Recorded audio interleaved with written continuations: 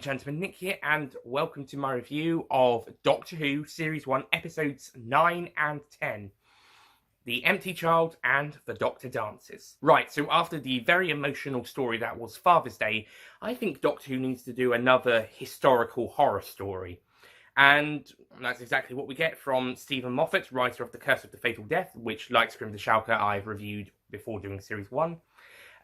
We get The Empty Child, the Doctor Dances, which sees the Doctor and Rose follow this capsule thing that's Moog, which is the universal colour for danger. Not red, that's just humans. There's actually some very funny lines about that. And they follow it to London, 1941, in the middle of the Blitz. The capsule would have come down a month earlier, and the TARDIS arrives, and the Doctor and Rose go looking for it. They get separated whilst the Doctor looks around the streets of London and talks to the people. Rose gets caught up in a barrage balloon and soon becomes friends with Captain Jack Harkness, who rescues her with his 51st century technology. As they'll discover, he's from the 51st century. He's a time agent. A time agent was first mentioned in the 1977 story, The Talons of Wang Chiang. And Captain Jack is a time agent from the Time Agency in the 51st century. By the way, if you're aware of the Time Agent fan film series, that was sort of inspired by Captain Jack and Torchwood. Totally check out that fan series and check out my vlogs on those on the main channel. And I'll be reviewing Series 4 when that comes out. Might do that for the Universals, maybe. Anyway, whilst Rose is getting acquainted with Captain Jack, wink wink, well, not that acquainted. The Doctor finds a young girl called Nancy who breaks into people's houses during a blitz and finds food and takes it to feed homeless children. And if there's a big lot of food on the table during the air raid, she'll call the kids in to eat whilst there. But she seems to know more about this capsule thing more than she's letting on. So after following her around, she eventually tells, the Doctor follows her around a bit, but she eventually tells him about it. Also reveals that her brother died during that night, and now he's come back and he's kind of empty. He's now wearing a gas mask on him and asking, "Are you my mummy?" and wondering where his mummy is. And this is a creepy concept. This little boy in a gas mask wanting his mummy. Wow, that's quite creepy. I mean, the creepiness for me has worn off over the years, but it's been 14 years. Well, I saw it in 2006, actually, so 13 years. 13 years since it aired, but I can imagine a lot of people being quite scared of this. It's not the only story that this has effect on. I think Blink's lost its scariness on me, although I still love that story, and Impossible Astronaut Day of the Moon, that definitely lost its scariness very quickly. But the concept is certainly very creepy and very scary, and it would definitely scare the younger viewers, all the new viewers watching it for the first time. So the Doctor goes to Albion Hospital, reference to Aliens of London, and meets Dr. Constantine, played by future Gaius from Merlin, Richard Wilson, who's also a well-known actor, but I mostly know him as Gaius from Merlin.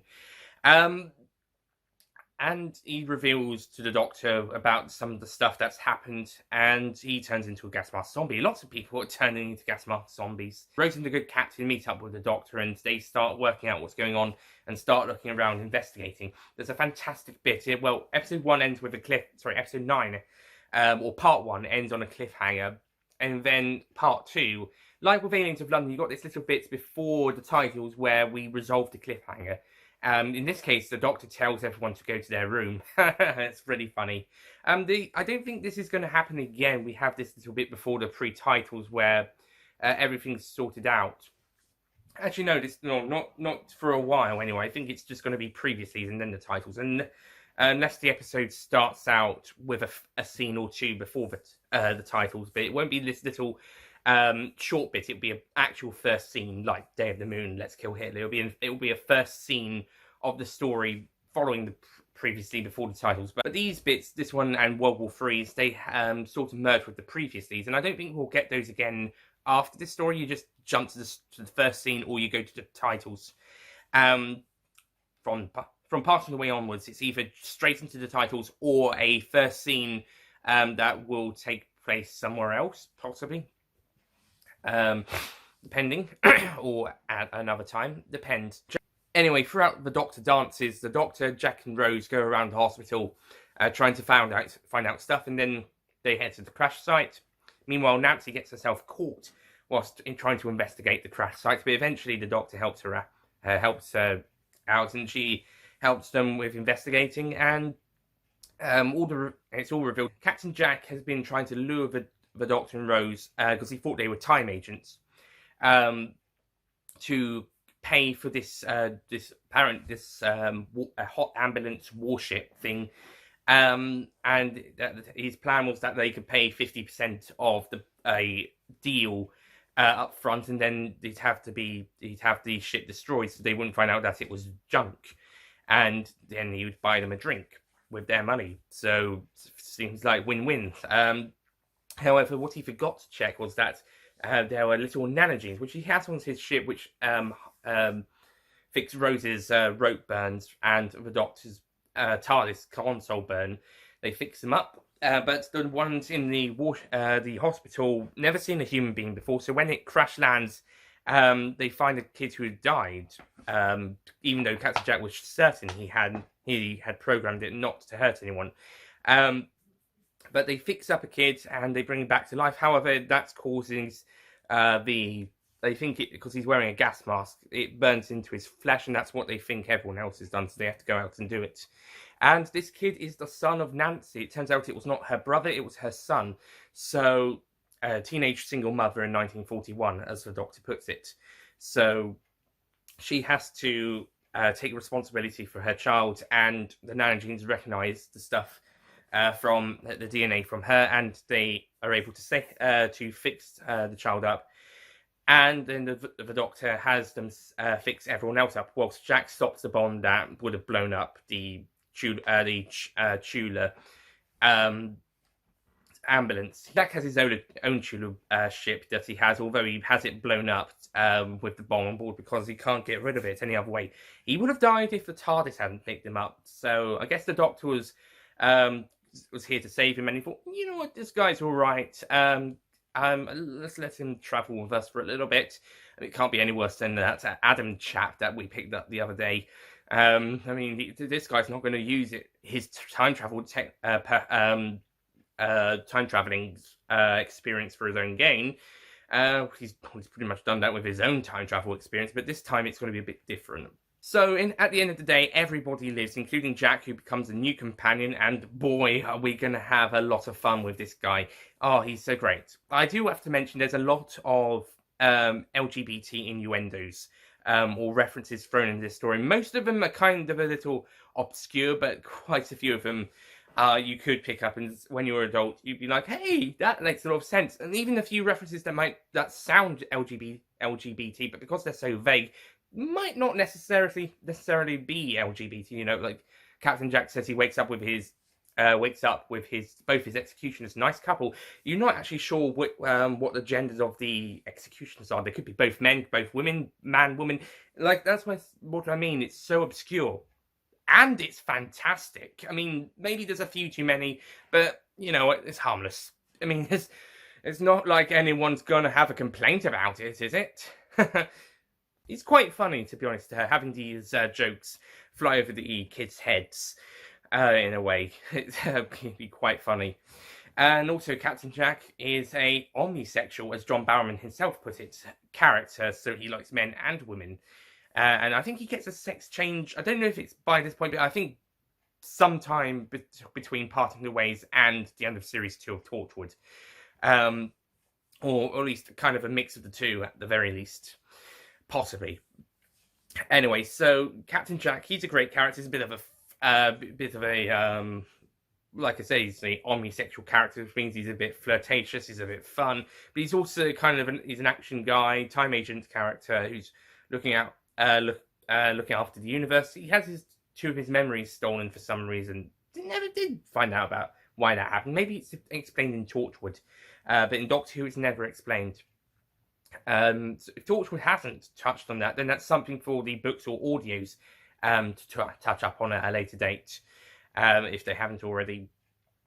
So yeah, he's a pretty great character, and John Barrowman does a fantastic performance, and I'm looking forward to seeing this guy in the future. He's definitely a favourite. He's definitely a favourite companion on my list, possibly second best companion after K9. At least as far as Doctor Who's concerned. And Rose, on the other hand, doesn't really do an awful lot. I mean, doesn't really do an awful lot, considering the last story was a very big story for her, but she doesn't have a huge lot. I mean, she has some pretty cool moments, like when she fires the gun, Jack's sonic blaster gun, onto the floor, and they go through. Nice gadget, by the way. River Song would get her own in Series 4, and then I think that's the only time she ever has it. And yeah, Rose actually has some pretty decent moments, but as a character, there isn't a huge. She doesn't really do an awful lot apart from wear a Union flag shirt, and she says Union Jack quite a lot in the story. Although in The Idiot's Lantern, she will have a go at someone for calling it the Union Jack instead of the Union flag, and the Union Jack is only called the Union Jack when it's on the back of a ship, which is technically true. Possibly because Mark Gatiss wanted to make that correction, and Stephen Moffat made a mistake. Oh well. Considering it's the same character, though, it is a bit noticeable. Maybe Rose herself finds it out between here and Idiot's Lantern, and then she's like, "Oh, I got it wrong. I better correct anyone who says it wrong as well, just to let them know." Mr. Colony. Colony? One scene in particular that is amazing in Doctor Dances is when they're in the child's room and things are being revealed to them, and we got the tape in the background. And then towards the end of that scene, the tape runs out, and the empty child himself, because the doctor sent him to his room, he turns up. And yeah, that is great. So this is another really great story, some really great stuff, more great visuals, more great performance, more great directing, and great story writing. And yeah, I can see why lots of people consider this a very strong story. Certainly I agree. So The Empty Child and the Doctor Dances, I'm going to give it a 10 out of 10.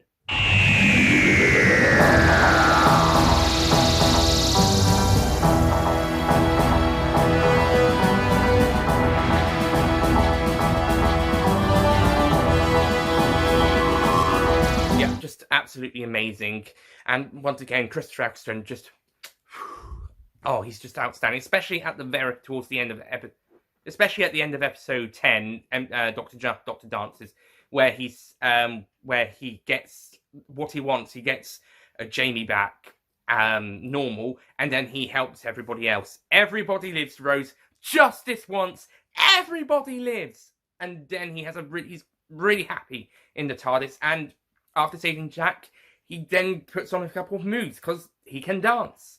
Woo! Yeah, the Ninth Doctor does know how to have a bit of fun every now and again, and he can be very happy. And it seems that this post-Time War trauma he's starting to wear off. He's starting to feel much better. Something that the 10th Doctor claims Rose helped with. And yeah, I think Rose does help with that. Having someone there to be your friend does help that. So... yeah, and I think people like Jack as well will also help in that kind of way. And also the Ninth Doctor would inspire people to save the day as well, whether that's to save him or save others or sacrifice themselves or take responsibility. The only story that is possibly the exception is Boomtown, where the TARDIS just makes the decision for everyone. We'll get to that. But yeah, the Ninth Doctor just... oh wow, I'm looking forward to his regeneration story though, because as much as I don't want him to go, his regeneration story is my personal favourite. Makes a lot of sense, as Case of Androsani was one of the 5th Doctor's best stories, despite his regenerating at the end. Same for the 2nd Doctor, in many people's opinion, with loving the War Games. I'd have to put that in my top 10. Same for the 10th Planet for the 1st Doctor. Anyway, so Empty Child and Doctor Dance is just absolutely magnificent, absolutely beautiful, wonderful, wonderful story. And I'm sure Stephen Moffat, if he continues to write for Doctor Who after this story, will go on to have a very good career writing Doctor Who. He's going to have a lot of great stories, and I'm sure he'll do very well, probably be one of Doctor Who's most successful writers. Being 2019, you know that was a joke. I mean, okay, half a joke. He does some amazing stories between 2005 and 2017, but once he becomes showrunner, he also does quite a few weak stories. I mean, yeah, Russell T Davies did as well, but I think Stephen Moffat, because he was longer and quite a few of them were worse, Stephen Moffat had more time to have weaker stories, and less time to have good ones, come to think of it. Yeah, but with that little kind of humorous joke at the end, you could play along in thinking, after this story, Stephen Moffat, like Paul Cornell and Mark Gatiss would have, and Robert Schimm if he came back, but go on to have very good careers writing for Doctor Who. Again, of course, in 2019, we've now got the knowledge that wasn't completely the case. Mostly after becoming showrunner. Before becoming showrunner, that is 100% true. But once becoming showrunner, not completely the case. In fact, very divisive. But you know, but we'll get to all those episodes when we get to their reviews. In the case of series 10 ones, you can check out the reviews now, / original reviews if I decide to review them.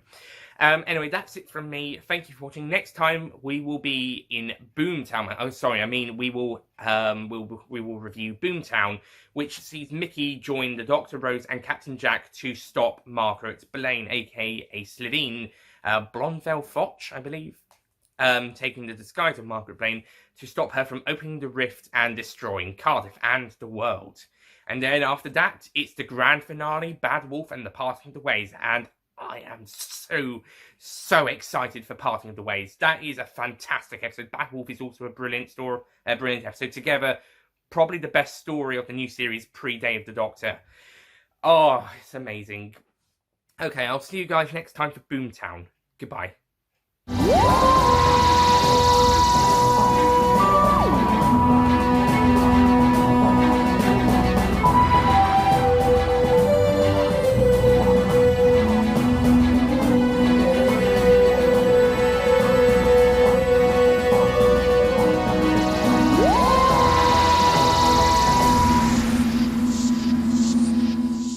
Don't forget to click below to subscribe to the official Nicholas Payne Retro YouTube channel.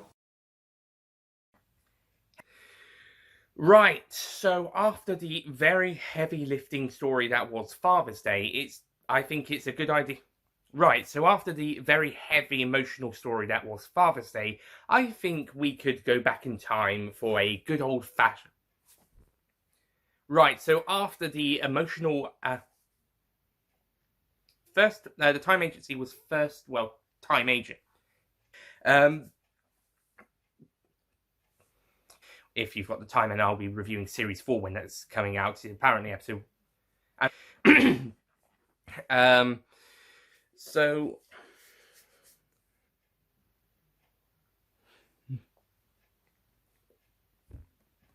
But yeah,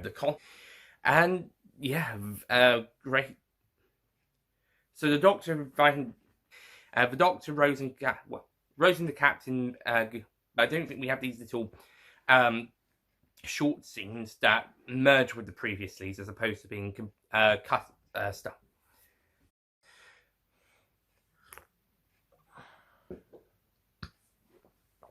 Jack has his own tuneless ship at least, and then. Anyway, so...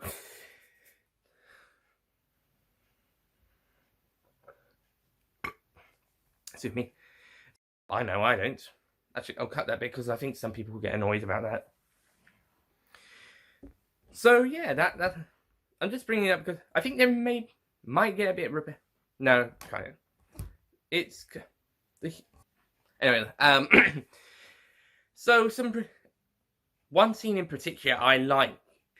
Ooh, the night after kind of a bit of a the only episode that kind of doesn't really, our only story I should say, the only story where that story doesn't quite after the